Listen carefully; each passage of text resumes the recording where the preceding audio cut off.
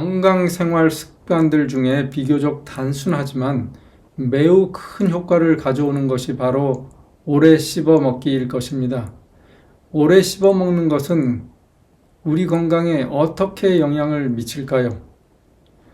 소화가 잘 되게 해서 영양분의 흡수를 증가시키는 것이라고 대답하는 분들이 많을 것 같습니다. 하지만 오래 씹기의 건강 효과는 그렇게 단순한 것만은 아닙니다.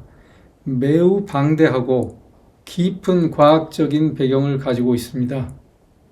먼저 오래 씹기의 정신적인 효과에 대해 설명하겠습니다. 예로부터 일본은 장수국가로 잘 알려져 왔지요. 그 근원을 찾아가면 일본의 도쿠가와 이에야스 이야기로 이어집니다. 그는 조선시대 왕들의 평균 수명이 46세였던 것과 대조적으로 76세까지 장수를 했습니다.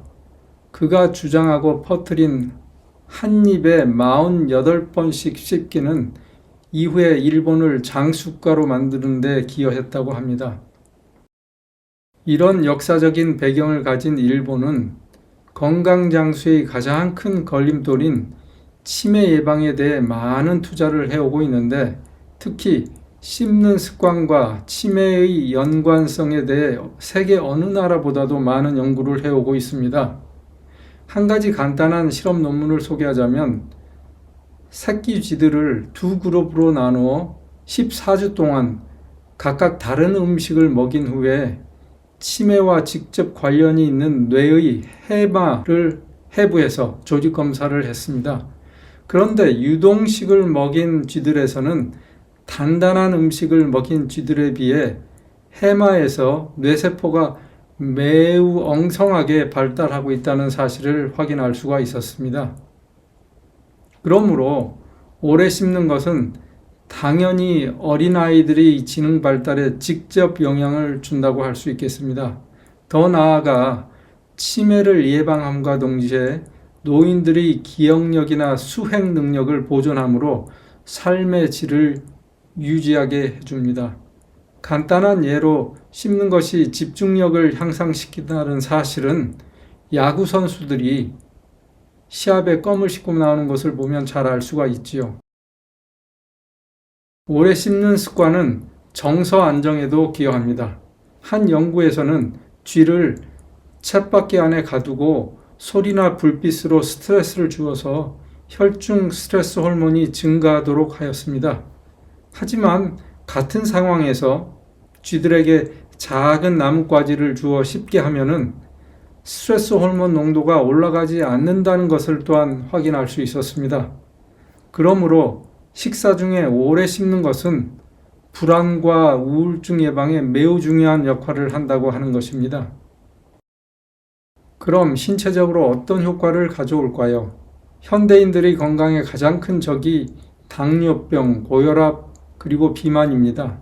한 논문에서는 20세 이후 10kg 이상 몸무게가 증가한 사람들과 그렇지 않고 이상적인 몸무게를 그대로 유지한 성인들의 씹는 횟수를 조사해 보았더니 통계적으로 유의한 차이가 나는 것을 확인할 수 있었습니다. 또한 많은 연구들이 오래 씹는 습관은 당뇨병을 예방한다는 것을 증명하고 있습니다. 씹는 것은 위장의 건강과도 직접적인 관련이 있습니다. 왜냐하면 위장의 가장 기본적인 기능이 음식을 잘게 부수는 것이니까요. 다시 일본 이야기를 하자면 2차 대전에 패배한 이후 재건을 위해서 정신없이 일하게 된 국민들의 음식 섭취 습관이 많이 달라지게 됩니다. 예를 들면 출퇴근을 하는 기차역에서 앉지도 않고 서서 제대로 씹지 않고 급하게 먹는 우동 등이 보편화되었던 것이지요. 그 결과 일본은 위암의 왕국으로 전락하게 되었습니다.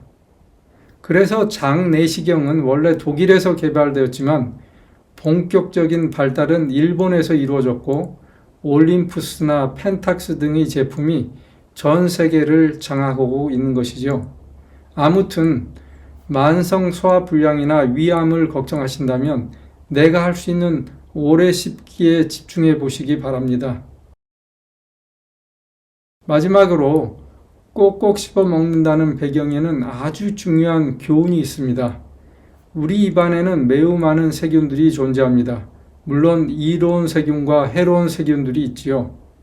좋은 음식을 오래 씹어 먹는 것은 이런 이로운 세균들을 번창시킬 것이고, 그것들은 우리 건강과 행복을 위해 좋은 물질들을 만들어주는 것입니다.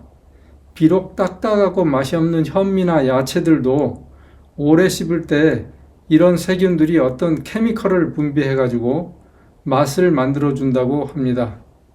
바로 이런 사실들이 21세기 즈음에서 발달한 공생의학이 확인하고 있는 사실들입니다. 여러분들, 오래 씹는 것이 얼마나 중요한지를 아셨습니까? 오랜 습관을 바꾸는 것은 그리 쉽지가 않을 것입니다. 가족들이나 주변 사람들에게 알려서 그들이 본인의 씹는 모습을 체크하고 피드백을 주도록 하는 것이 도움이 될 것입니다. 어떤 분은 식탁에 30번 이상 씹자라고 써 놓아서 잊어버리지 않으려고 노력을 한다고 하더군요.